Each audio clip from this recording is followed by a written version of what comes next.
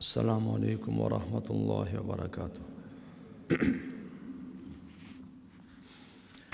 Bismillahirrahmanirrahim. Elhamdülillah ve salatu ve selamu ala Resulillah amma ba'd.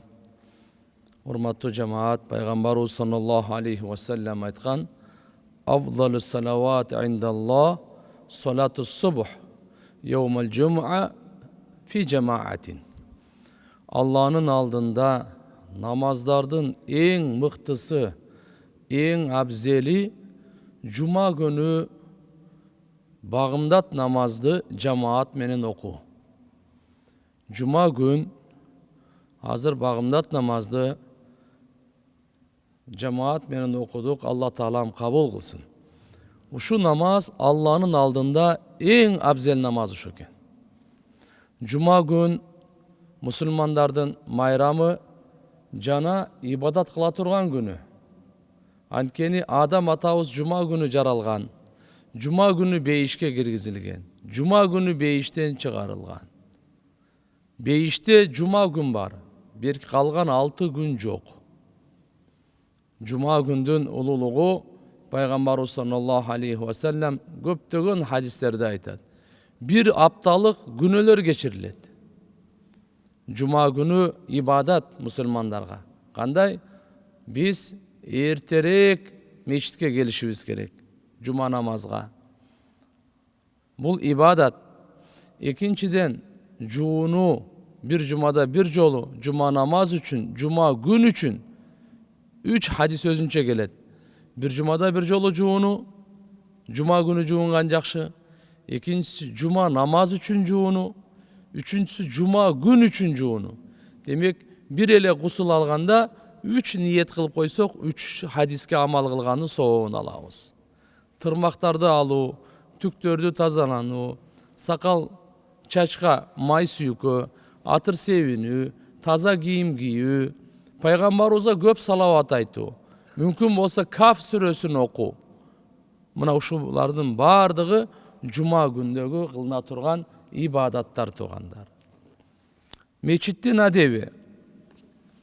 En birinciden meçittin ke jüröktü baylo. Müslüman adamdın jaşosu, ruhaniyatı, madaniyatı meçit menen. Jürökö baylo degeni kıyamat günü 7 türlü adamga Allah Taala özünün arşının gölökösünü nasip kılat. Al günü Allah'ın arşının gölökösünden başka gölökö olboyt. Sabatun yudilluhumullahu yevmen fi zillihi yevme la zilla illa zillu. 7 türlü adam al günü Allah Taala özünün gölökösünden jay veret. Oşonun arasında ve kalbuhu muallakun bil mesacid. Jürögü meçit menen baylangan kişi degen. Üyde olsak, bazarda olsak, jumuşta olsak, qayerde bolboylu jürögübüz meçit menen baylangan. Manisi namaz uçurup oldu. Men meçitke barıp namaz okup gelsem dep jürögü soğup turgan bolsa, Kuda kalasa mına uşu hadiske amal kılıp 7 türlü kişinin birösünün katarına koşulabız. İkinci, meçitke jö gelü, basıp gelü. Peygamber sallallahu aleyhi ve sellem aytkan: "Ala adullukum ala ma yamhullahu bihi hataya ve yerfa'hullahu bihi daracat." Qalu bala ya Resulallah. Peygamber aytat, men sizlerge aytpayımı? Uşunday bir amaldı Allah Taala al arkılуу günölördü, katalardı geçiret, katalardı öçüret, darajalardı biyik kötöröt. Sahabalar sözsüz aytыңыз ya Resulallah degende Peygamberimiz aytkan: "İsbagul vudu alal makarih ve kasratul khuta ilal masajid ve intidarus salah ba'das salah fadalikum ribat." Ravahu Muslim. Mına nafska jakpagan uçurda daratты толук алуу.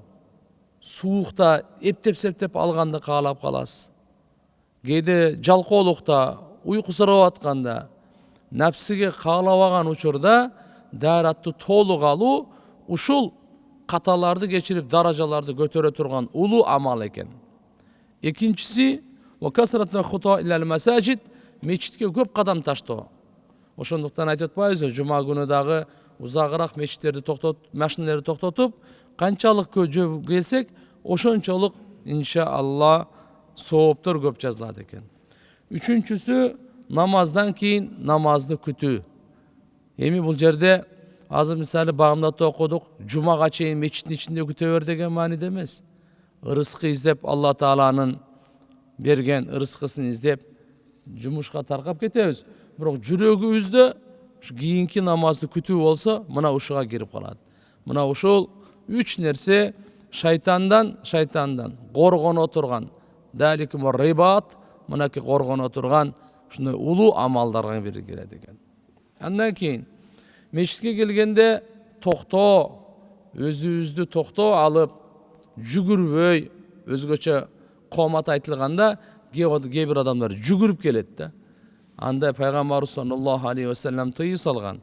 Айткан: "Ида сами'тумул иқама фамшу ила ссала ва алейкумус сакина вал вақар ва ла тасрау." Качан намазга коомат айтылып калганда, силер мечитке карай жөнөгүлө, мечитке баргыла намазга. Бирок токтоо баргыла, спокойно дейт. Өзүңөрдү токтоо алып, жүгүрбөгүлө депчи. Мечитке дин үйрөнүү же үйрөтүү ниетинде келет экенбиз. Буга улуу сооптор бар. Кимде ким мечитке келсе, бир маселе үйрөнөмүн деп, же маселе үйрөтөмүн деп, толук кабыл болгон ажылыктын соого берилет дейт. Бир риваятта келет, бул Алланын жолуна казат кылган мужахиддин даражасын алат дейт. Бир риваятта пайгамбарыбыз саллаллаху алейхи ва саллям айтат: кимде ким эртең менен үйүнөн дарат алып мечитке карай жүздөнсө, мечитке карай басса, анын колунда ыймандын байрагы. Ал эми ким эртең менен түз эле базарга жөнөсө, анын колунда шайтандын байрагы дейт.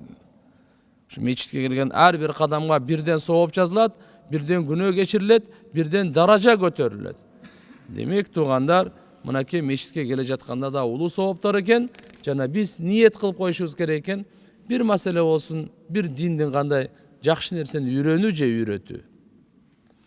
Мечиттин адеби жана сый урматы дайыма эсибизден чыкпаш керек.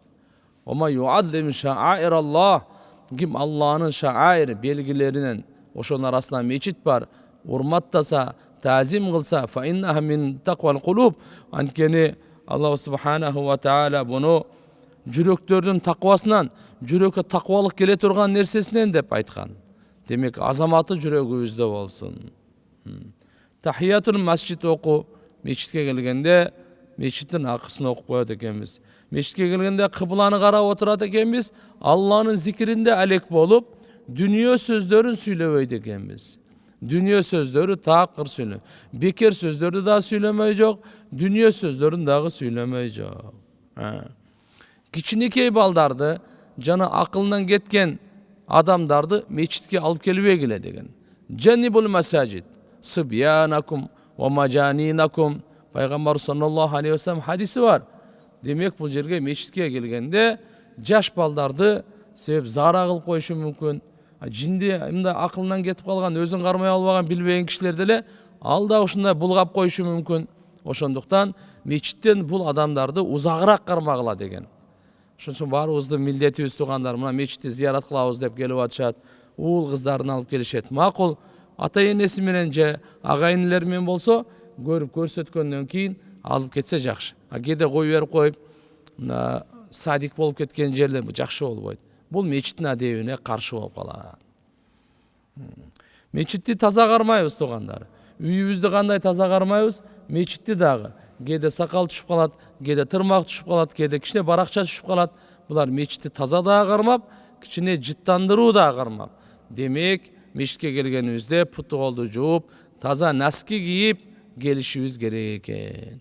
Анткени удагы кээде эми көп намаз окуп, көп киши болгондон кийин намаздар, жай намаздар бир аз жыт чыгып кала турган болсо, буну тазалап туруш керек.